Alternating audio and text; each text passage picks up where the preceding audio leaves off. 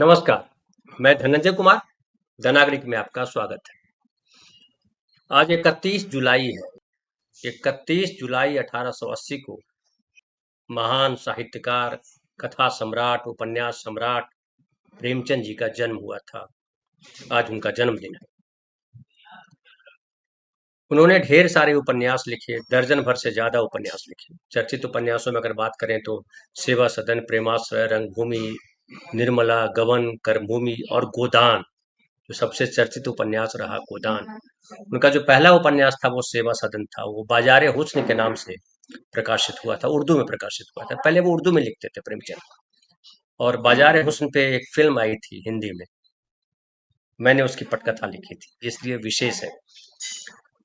और उसके बाद बहुत सारी कहानियां लिखी। बहुत चर्चित कहानियों में अगर बात करें तो शतरंज के खिलाड़ी, कफन, पूस की रात, पंच परमेश्वर, बड़े घर की बेटी, दो बैलों की कथा, ऐसी 300 से ज्यादा कहानियां उन्होंने लिखी। और कहा जाता है कि प्रेमचंद कालजयी रहे। उस समय जो स्थिति थी देश की, गरीबी में देश था, ढेर सारे लोग गरीब थे, गुलाम था देश।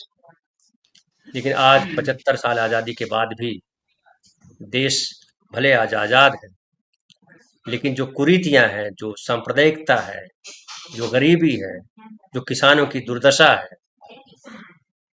महिलाओं की जो स्थिति है, उसमें बहुत ज्यादा परिवर्तन नहीं आया। ये ठीक है कि हम तीसरी चौथी अर्थव्यवस्था का ढोल पीट रहे हैं, लेकिन इस तीसरी चौथी अर्थव्यवस्था में कुछ लोग हैं जिनके पर लगे हैं। ज्यादातर लोग हैं जो गरीब हैं। और आप जानते हैं कि 85 करोड़ लोग इस देश के हैं जो 5 किलो अनाज के मोहताज हैं। देश अनाज के मामले में आत्मनिर्भर हुआ है, लेकिन देश की बड़ी आबादी आज भी अनाज के मामले में भी आत्मनिर्भर नहीं है। उसे सरकार की तरफ देखना पड़ता है। ऐसे में आज अगर प्रेमचंद होते तो किस तरह से लिखते, किस तरह से सोचते, क्या करते वो, और ये जो भक्त हैं उन पर किस तरीके से प्रतिक्रिया देते। प्रेमचंद को क्या कहते, देशद्रोही कहते, देशभक्त कहते, क्या कहते। आज इन सब पर बात करेंगे। हमारे साथ हमारे साथी वरिष्ठ बड़े भाई प्रफुल्ल कोलख्यान भाई। प्रफुल्ल भाई नमस्कार, आपका स्वागत है। और ये जो हम दोनों के बीच में जो तस्वीर है वो प्रेमचंद जी की तस्वीर है। खास करके नई पीढ़ी के लोग जो अंग्रेजी मीडियम वाले हैं शायद प्रेमचंद जी को नहीं पहचान पाए। हालांकि लोग उनको मुंशी प्रेमचंद लिखते हैं, अक्सर कहते हैं मुंशी प्रेमचंद। कई बार लोगों ने ये भी किया कि वो जो उनकी पत्रिका थी, सरस्वती नाम से जो पत्रिका निकलती थी, वो कन्हैया लाल मानिक लाल मुंशी जो स्वतंत्रता सेनानी भी थे, प्रेमचंद जी के साथ वो दोनों संपादक थे उस पत्रिका में। और मुंशी उनका मुंशी कन्हैया लाल मानिक लाल मुंशी जो थे, के एम मुंशी कहलाते थे। यहाँ भारतीय विद्या भवन है जिसकी स्थापना उन्होंने की थी। और देश के स्वतंत्रता संग्राम में उनका योगदान था, और जो संविधान बना है उसमें भी उनकी भूमिका थी। और बेहद विद्वान व्यक्ति माने जाते थे। ढेर सारे इंस्टीट्यूशंस है। मुंबई में आप आएंगे तो भवंस कॉलेज और उसका बड़ा सा सबसे बड़ा कैंपस माना जाता है बॉम्बे में, भारतीय विद्या भवन। उसके स्थापक के एम मुंशी जी थे, कन्हैया लाल मानिक लाल मुंशी जी थे। तो वो मुंशी जी थे और ये प्रेमचंद थे। दोनों मुंशी हैफन प्रेमचंद, लेकिन लोगों ने मुंशी प्रेमचंद कह दिया। लेकिन ठीक है, हम प्रेमचंद जी को आज याद इसलिए कर रहे हैं कि देश की स्थिति जो है, जो मैंने पहले प्रस्तावना में कही, कमोबेश उसी तरह की है। प्रफुल्ल भाई, अगर आज प्रेमचंद होते, क्योंकि किसानों की जो दुर्दशा है, तब तो कम से कम दो बैलों की कथा हुआ करती थी, दो बैल हुआ करते थे। आज की तो हालत है कि मध्य प्रदेश से लेकर के महाराष्ट्र तक बैल नहीं है, और 90 साल का बुजुर्ग व्यक्ति किसान जो है बैल की जगह खुद हल में जुत जाता है। क्या कहेंगे, क्या परिस्थिति है? प्रेमचंद होते तो क्या लिखते आज? जी, सभी को नमस्कार और बधाई कि आज प्रेमचंद जी का जन्मदिन है। देखिए, प्रेमचंद हिंदी के ही नहीं, दुनिया के एक बिरले कथाकार हैं जिनका सारा लेखन ही किसान को समर्पित है, यानी कि ग्रामीण जनता को समर्पित है। और उन्होंने किसान के बारे में लिखा कि किसान का पूरा जीवन प्रकृति के साथ अस्थाई सहयोग है। और वे किसान और प्रकृति को एक साथ जोड़ करके देखते थे। उनकी तमाम कहानियों में इतना विस्तृत उनका लेखन है जिस पर सब पर तो चर्चा नहीं हो सकती है, कुछ की चर्चा हम जरूर करेंगे और उन्हें याद करेंगे। और वे देखिए, प्रेमचंद पर बात करने का एक और भी खतरा है, और वो खतरा ये है कि हालांकि अब वो खतरा धीरे धीरे कम हो गया है कि जब हम लोग शुरू हो रहे थे आज से 20, 25, 30 साल पहले, तो प्रेमचंद पर कोई बात कहने से सभागार में उपस्थित कोई न कोई पाठक आपको जरूर टोक देता कि इस कहानी में ऐसा नहीं, ऐसा है। क्योंकि प्रेमचंद को सबों ने पढ़ रखा था, और आलोचक या चर्चा करने वालों से कहीं त्रुटि होती थी तो तुरंत पकड़ लेते थे। प्रेमचंद बहुत सारे अर्थों में बहुत विरल है। आज होते तो क्या लिखते।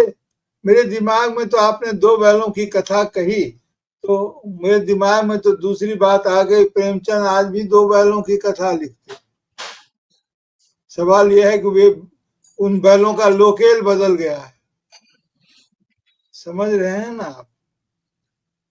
बैलों का लोकेल बदल गया है। आप जब देखेंगे कि बैलों में भी हम दो हमारे दो की भावना नहीं थी, लेकिन आज जो लोकेल है उसमें बैलों की कथा प्रेमचंद अपने ढंग से लिखते। प्रेमचंद की कुछ दो कहानियों की चर्चा मैं धनंजय सर आपके समक्ष रखता हूँ और श्रोताओं के समक्ष। उसी से पता चल जाए कि प्रेमचंद होते तो क्या लिखते। उनकी एक कहानी है, सभी ने लगभग अधिकतर लोगों ने पढ़ी होगी, उनको याद होगी। वो कहानी है उनकी नमक का दरोगा। अब बहुत नमक के चर्चित कहानी। दरोगा में के हाँ, तो कुछ उसमें चर्चा ये है कि वो जो दरोगा साहब होते हैं वो उनको आलोपी दीन जी को पकड़ लेते हैं, वो नमक की जो तस्करी करते हैं उसके मामले में। और बाद में उसी आलोपी दीन के वो यहाँ वो मतलब उनकी मैनेजरी का प्रस्ताव को स्वीकार कर लेते हैं। उनके पिताजी ने उनको जाते समय कहा था कि मासिक वेतन तो पूर्णमासी का चांद है, एक बार दिखता है और धीरे धीरे कट के खत्म समाप्त हो जाता है। ऊपरी आमदनी तो मतलब आय है, लगातार स्रोत उसका निरंतर बहता हुआ स्रोत है। तो तमाम शिक्षा देकर भेजी थी, लेकिन ईमानदारी का जो उन पर ये था, तो वो उन्होंने आलोपी दीन को बंशीधर जी ने पकड़ लिया, जो नमक के दरोगा थे बंशीधर जी। और पकड़ लिया तो अदालत में उनको पेश किया गया, और लक्ष्मी की तमाम कोशिशों के बावजूद, यानी कि वे लगातार घूस देने का प्रस्ताव करते रहे, फिर भी जो है सो नहीं माने, और उनको कोर्ट तक उनको जाना पड़ गया। और सभी लोग विस्मित थे, इसलिए नहीं कि आलोपी दीन ने यह कर्म किया, बल्कि ये इसलिए कि उनको कोई पकड़ने वाला आ गया। कर्म तो करते थे, लोग जानते थे, लेकिन पकड़ने वाला कोई नहीं था। अब देखिए कि जब वो वहां पर पहुंचे तो अदालत पहुंचने की देर थी, उसके बाद वहां का जो तमाम अमला खसला था सब उनके साथ मैंने उनके आगे पीछे लग गया कि कैसे ये पकड़ उनके मैंने उनकी जो अर्दली जो होता है, अर्दली चपरासी सब लग गए। अब किसी ने कल्पना नहीं की थी कि वहां न्याय का दरबार था, लेकिन कर्मचारियों पर पक्षपात का नशा छाया हुआ था। अदालत के बारे में वो लिखते हैं प्रेमचंद, किंतु पक्षपात और न्याय का क्या मेल। आज ये सवाल प्रासंगिक है कि पक्षपात और न्याय का क्या मेल। अभी अभी कुछ फैसले आ रहे हैं लगातार हमारी अदालतों से। प्रेमचंद उस कहानी में लिखते हैं कि जहां पक्षपात हो वहां न्याय की कल्पना भी नहीं की जा सकती। अदालत में डिप्टी मजिस्ट्रेट ने अपने तजवीज में जो लिखा था वहां, वो लिखा था कि पंडित आलोपी दीन के विरुद्ध दिए गए प्रमाण निर्मूल और भ्रमात्मक है, भ्रामक है, निर्मूल है, उनमें कोई प्रमाण सबूत में दम नहीं है। एक बड़े भारे वह एक बड़े भारी आदमी है।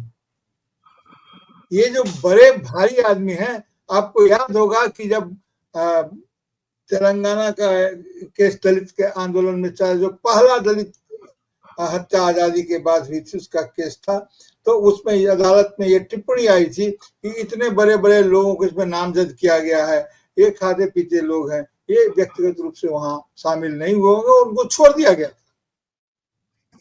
तो बहरहाल इस कहानी पर आते हैं, तो इन्होंने तब लिखा था। तो ये अदालत की टिप्पणी है कि आलोपी दीन के विरुद्ध दिए गए प्रमाण निर्मूल हैं, भ्रामक हैं, वह एक बड़े भारी आदमी है। यह बात कल्पना से बाहर है कि उन्होंने थोड़े लाभ के लिए ऐसा दुस्साहस किया हो। यद्यपि नमक के दारोगा मुंशी बंशीधर का अधिक दोष नहीं है, लेकिन यह बड़े खेद की बात है।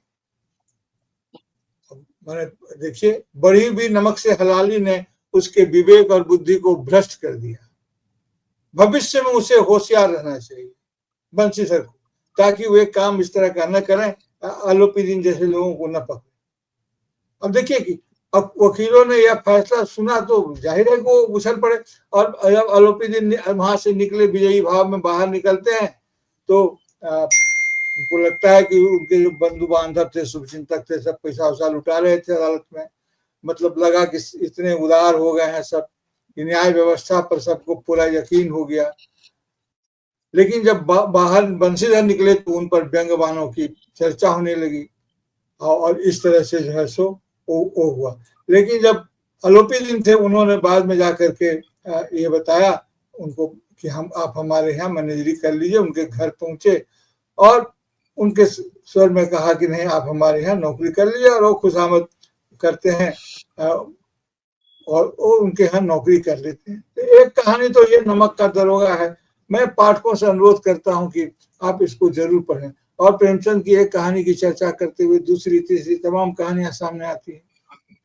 धनंजय सर, इजाजत हो तो मैं बौड़म कहानी के बारे में थोड़ी सी चर्चा करूं। बिल्कुल बिल्कुल तो बिल्कुल बिल्कुल। बौड़म उनकी एक ऐसी कहानी है जो इतनी प्रासंगिक है कि आज उसका फिर गोदाम वगैरह की थोड़ी सी चर्चा करूंगा, लेकिन बौड़म कहानी की चर्चा पहले करूं कि उनकी एक ऐसी कहानी है जो बहुत सीधी सरल है कहानी है, और आलोचकों ने इस पर कम ही ध्यान दिया है।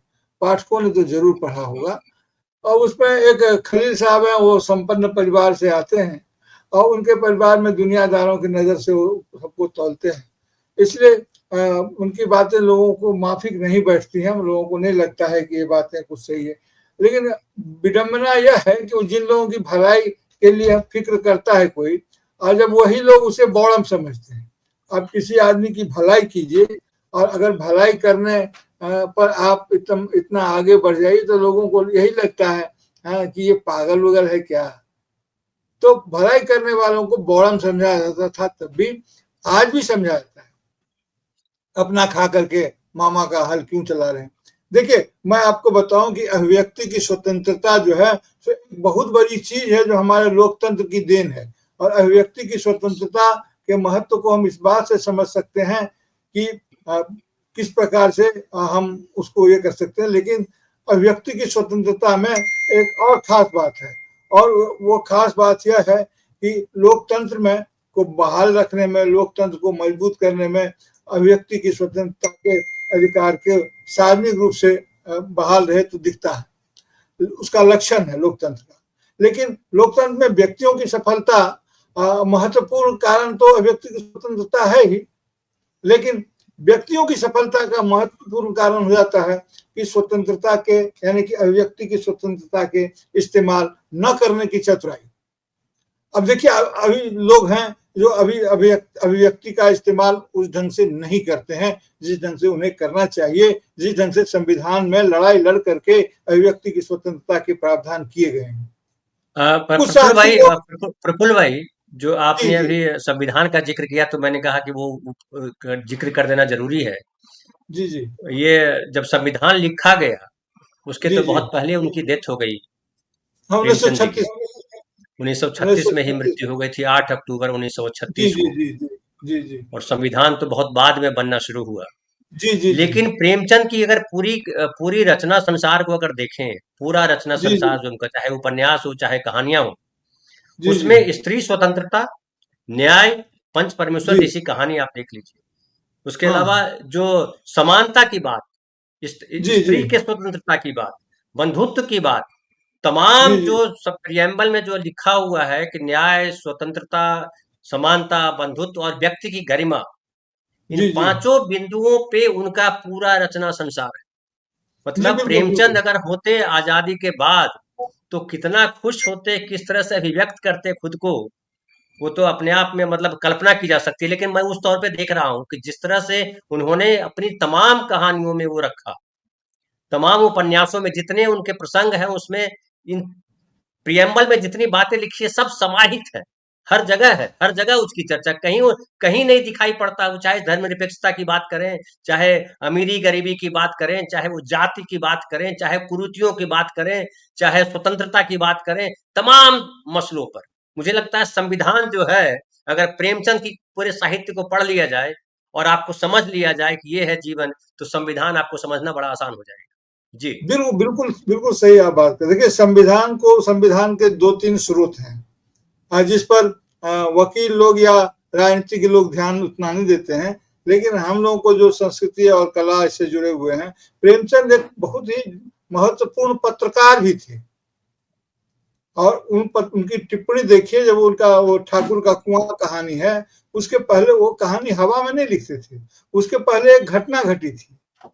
और वो घटना ये घटी थी कि एक दलित एक महिला गिर गई थी कुएं में, तो उसको बचाने के लिए एक वहां पर, जिसे आज हम दलित कहते हैं, तब की शब्दावली में जो भी कहता हो, वह मात्र था, ऐसा आदमी वहां था जो कुएं में जाकर के उसको बचा के ले आता। लेकिन उसको इसलिए नहीं घुसने दिया गया क्योंकि उसके घुसने से कुआं का पानी अपवित्र हो जाता, और उस महिला का देहांत हो गया। उस लाश से कुएं का पानी अपवित्र नहीं हुआ, लेकिन उसके बाद भी और कुछ घटनाएं घटी। ये उनके जमाना में उनकी एक टिप्पणी है इस पर। और उसके बाद वो ठाकुर का कुआं कहानी जो है सो भी आई। तो यथार्थ को कैसे आप जोड़ते हैं परिस्थितियों से, इस पर कहानियां निर्भर करती है।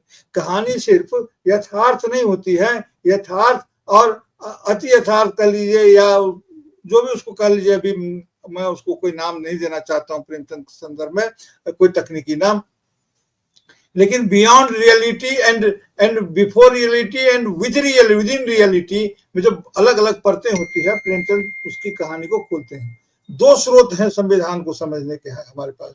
एक स्रोत है संत साहित्य, निर्गुण साहित्य। संत साहित्य देखिए, तुलसीदास में और कबीर में बहुत का अंतर है। इसलिए अंतर है कि कबीर संत थे, तुलसीदास संत नहीं थे, तुलसीदास भक्त थे। बाबा साहब ने लिखा कि धर्म के क्षेत्र में भक्ति बहुत बड़ी ताकत है, शक्ति है, लेकिन अगर राजनीति के क्षेत्र में भक्ति हो जाए तो इससे बड़ा कोई खतरा हो नहीं सकता है।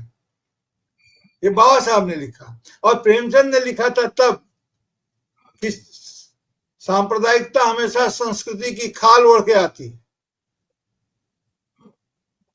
तो अब हम जब इन चीजों को मिलाएंगे, जब हम निर्गुण साहित्य को देखेंगे, ये भी तुलसीदास की चाहे जितनी चर्चा करें, ये जब महात्मा गांधी जब कहते थे, वो उसका संबंध उस निर्गुण परंपरा से था।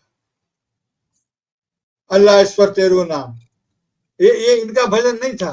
तो उसमें जो तमाम परंपराएं हमारे निर्गुण साहित्य के, जो भक्ति साहित्य है, न सिर्फ हिंदी बल्कि मराठी और तमिल, तमाम जगह पर उसकी परंपरा थी। आप तो जानते हैं कि भक्ति तो दक्षिण में उपजी थी। हिंदी में कहा जाता है कि भक्ति दक्षिण उपजी, लाए रामानंद, तो वहां से लाए थे, वो अलवार वगैरह की चीजें हैं। तो वो जिस ढंग से समाज को लिख रहे थे प्रेमचंद, तो उसमें ये बात निश्चित रूप से थी। गोदान में ही देखिए ना, उन्होंने उनके प्रसंग पूछा है। राय साहब कहते हैं कि अधिकार के नाम वैसे कोई कुछ मांग ले तो मेरे पिता देने में बखार खोल देते थे, लोगों की शादियां करवा, लेकिन अधिकार के नाम पर कुछ नहीं देंगे। तो और यही लोकतंत्र की मांग है, यही मांग थी कि उसे पूछा जाता है कि उसको गोबर को ही होरी बोलता है कि जब दूसरे के पैर के नीचे अपनी गर्दन जबी हो तो उसके पैर को सहलाना ही चाहिए। वो मेलजोल की संस्कृति का, बड़े लोगों के मेलजोल की संस्कृति का कैसा जवाब देते हैं वो प्रेमचंद धनिया को बोलते हैं कि ये उनसे, वो बोलते हैं कि जब उनका काम करते हैं तो इतनी उनके यहाँ जाने की जरूरत क्या है बार बार खुशामद के लिए। तो होरी कहता है कि आने जाने का ही परिणाम है कि घर पर खूंटा गाड़ लिया लेकिन किसी ने रोका नहीं। इतना जबरदस्त अन्याय था। धनंजय सर, मैंने कई बार पूछा लोगों को कि प्रेमचंद एक प्रसंग में बोलते हैं जब वो कि दोनों सेमारी और बेलारी जो दोनों गांव का नाम है, वो बोलते हैं अवध प्रांत के 2 गांव थे, और पूरा उसका वर्णन करते हैं अफर्मेटिव में, और लेकिन उसमें लिखते हैं कि जिला का नाम जानने की जरूरत नहीं है। तो ये एक नकारात्मक वाक्य उसमें प्रेमचंद क्यों लिखते हैं? मैंने हिंदी के कई लोगों से पूछा, मुझे संतोषजनक जवाब नहीं मिला। लेकिन मैंने जब इसका खुद खोजबीन की तो मुझे लगा कि वो जो जिला थे, तब जिला बने थे, जिला कई तरह के होते हैं, postal district, police district, revenue district. तो वो अभी जिस डिस्ट्रिक्ट को हम लोग मानते हैं एडमिनिस्ट्रेटिव और रेवेन्यू डिस्ट्रिक्ट मेनली होता है। तो जिला जो बना था वो शोषण के लिए बना था। जो कलेक्टर साहब वहां होते थे वो कलेक्ट करते थे, लोग क्या कलेक्ट करते थे। बिल्कुल हाँ, सही। इसका नाम उनका रेवेन्यू कलेक्टर्स थे, पूरा नाम था ये। तो वो ये बोल रहे हैं कि शोषण के की जगह है ये, इसीलिए वो जिला का नाम मतलब जिला बनाने की व्यवस्था का इनकार करते हैं। और अवध जो हमारी एक सांस्कृतिक पहचान थी उसको ऑन करते हैं, बोलते हैं अवध प्रांत के 2 गांव थे, जिला का नाम बताने की जरूरत नहीं। तो प्रेमचंद को पढ़ने के लिए कहीं कहीं बहुत महीनी भी चाहिए और कहीं कहीं बहुत सपाट भी चाहिए। अच्छा, आप जानते हैं जब उनकी कहानी पंच परमेश्वर जो छपी हुई है, जो हम लोग पढ़ते हैं, मौलिक रूप से वो कहानी वैसी नहीं थी। ये प्रेमचंद ने भी अच्छा, लिखा है और अन्य, हाँ, मौलिक अच्छा, रूप से कहानी, अच्छा, ये मुझे नहीं पता। हाँ, हाँ, बड़ा वैसी इंटरेस्टिंग है, नहीं। बताइए फिर। हाँ, तो वो वैसी कहानी नहीं थी। तो उस कहानी को जिन्होंने जब ये थे महावीर प्रसाद द्विवेदी थे, और सब टीम की तरह काम करते थे, कोई नहीं लगता था कि एक दूसरे के ऊपर चढ़ा उतरी कर रहे हैं। अब जानते हैं कि सारे जहां से अच्छा, वो जिस जमाना में सबसे पहले छपा उसी में प्रेमचंद की कहानी भी छपी थी अच्छा। एक साथ। तो बहरहाल मैं इस पर बात कर रहा हूँ, क्या नाम है, पंच परमेश्वर पर। उसमें पंच की जीत नहीं हुई, मान पंच वही कहता है जो गोदान में कहता है अंत में।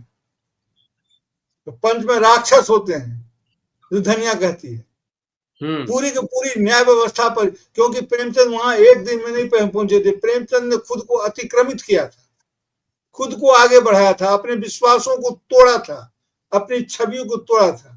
तो वो जाते, आज के सभ्यता का सबसे बड़ा सवाल यही है किसी भी आदमी से के सामने, क्या बिगाड़ के डर से ईमान की बात नहीं बोलोगे? इससे बड़ा कोई सवाल हो नहीं सकता है लोकतंत्र में। तो बिल्कुल उसमें सही।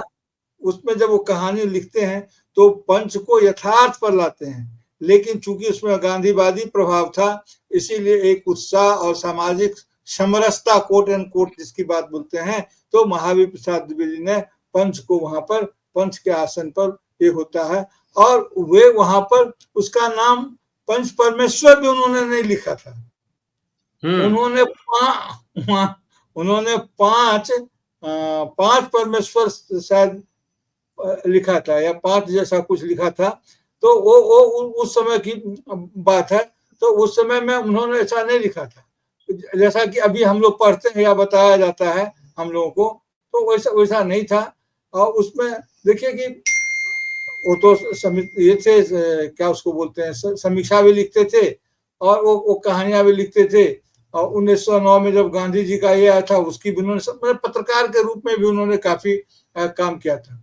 तो उस कहानी में जो आवश्यक बदलाव किए गए थे, प्रेमचंद ने यहाँ तक महसूस किया कि क्या ये प्रेम मैं ही हूँ। और आप जानते हैं कि ये प्रेमचंद नाम जो उनको मिला था, वो दूसरे कारणों से मिला था। तो उनका नाम तो धनपत राय था, लेकिन नाम इसलिए मिला कि वो नौकरी बचाने के लिए या अपनी पहचान लिखते थे, छिपाने के उपनाम से लिए, जी। जिंदगी बचाने के लिए वो लिखा गया था। ये जो हमारे जो अज्ञे जी हैं, इनका नाम, जो बहुत बड़े साहित्यकार हैं, इनका नाम प्रेमचंद ने ही अज्ञे दिया था। जैनेन्द्र कुमार इनकी कहानी भेजे थे, अज्ञे जब जेल में थे, तो प्रेमचंद ने कई बार पूछा कि किसकी कहानी है, नाम किसका दूं? तो उन्होंने कहा नाम मुझे मालूम नहीं है। तो उन्होंने कहा कि ठीक है, मैं अज्ञे लिख देता हूँ। तो अज्ञे नाम से वो कहानी छपी, तो उनकी नाम हो गई। वो जैनेन्द्र को अपने बहुत करीब मानते थे, हालांकि आलोचकों ने जैनेन्द्र की रचनाधारा विचारधारा को प्रेमचंद की रचना विचारधारा से बिल्कुल अलग बताया। वो सब तो अपनी जगह पर जो है सो है, लेकिन आजादी के स्वरूप को लेकर के देखिए कि किस तरह से होता है। आपको मैं बताऊं कि पता कीजिएगा, गोदान में ये लेख है कि इलेक्शन लड़ने की वो सलाह देते हैं एक पात्र एक दूसरे को, बोलते हैं इलेक्शन क्या सिर्फ पैसे के बल पर जीता जा सकता है? तो वो जवाब देते हैं कि नहीं, पैसे के बल पर भी जीता जा सकता है, पैसे की अपनी भूमिका होती है। और साथ में ये भी बोलते हैं कि राष्ट्र, कहने को तो राय साहब ही राष्ट्रवादी थे, जेल हो आए थे, लेकिन हाकिमों से मेल जोल बनाए रखते थे। तो ये जो राष्ट्रवादी होने का जो चरित्र है, जो राष्ट्रवादी होने में और जनवादी होने में जो फर्क है, इस फर्क को हम प्रेमचंद के माध्यम से ही समझ सकते हैं। और जो अभी का जो राष्ट्रवाद है, ये राष्ट्रवाद पश्चिम की अवधारणा से आया हुआ राष्ट्रवाद है। इसका हमारे अभी जिसकी इतनी चर्चा लोग करते हैं, सनातन की चर्चा करते हैं, उनको पूछना चाहिए कि यह राष्ट्रवाद कहाँ से आया है। ये मोनोलिथिक सिंगलटन पर आधारित जो राष्ट्रवाद है, ये यूरोपीय राष्ट्रवाद है। हमारा राष्ट्रवाद तो ऐसा हो ही नहीं सकता है, क्योंकि हमारा तो मिलनसारी का राष्ट्रवाद है ना, तो हमारा ऐसा राष्ट्रवाद कैसे हो सकता है? हम तो वसुधैव कुटुंबकम वाले हैं। हमारा हाँ, राष्ट्रवाद से क्या लेना? हाँ नहीं, लेकिन उसमें एक बात है, उसमें एक बात है धनंजय सर, कि हम हैं तो वो सही, और बिल्कुल आप सही कह रहे हैं कि हम वो हैं, लेकिन हमारे साथ एक सुविधा क्या है, और सुविधा ये है कि हम वसुधैव कुटुंबकम जो है उसका हम बड़ी चालाकी से इस्तेमाल करते हैं, और ये करते हैं कि उसको हम इससे छिपा ले आते हैं कि उसके भीतर जो हमारी जो अपनी चतुराई होती है कि ऐसा कह के दूसरों को अपने इसमें फंसा लेना, और फिर उसके जो दुष्टताएं होती है हमारी उसके भीतर में, वो दुष्टताएं भी रहती है। लेकिन वसुधैव कुटुंबकम तो बहुत बड़ी बात है, ये तो उपनिषद में, महोपनिषद में आया हुआ है, ऐसा लोग बताते हैं। लेकिन मुख्य बात यह है कि हमारी जो सामाजिक संरचना है, हमारे यहाँ सिर्फ समाजवाद ही ये हो सकता है। और प्रेमचंद ने इस पर काफी लिखा है। उनकी आप कहानियों को देखिए, आप पूस की रात देखिए, क्या अच्छा, कला में कहीं से कमजोर नहीं है। अपने नाम के विपरीत वो जो हल्कू था काफी भारी था पूस की रात में, तो बोलते हैं उसका नाम हल्कू था लेकिन काफी भारी था।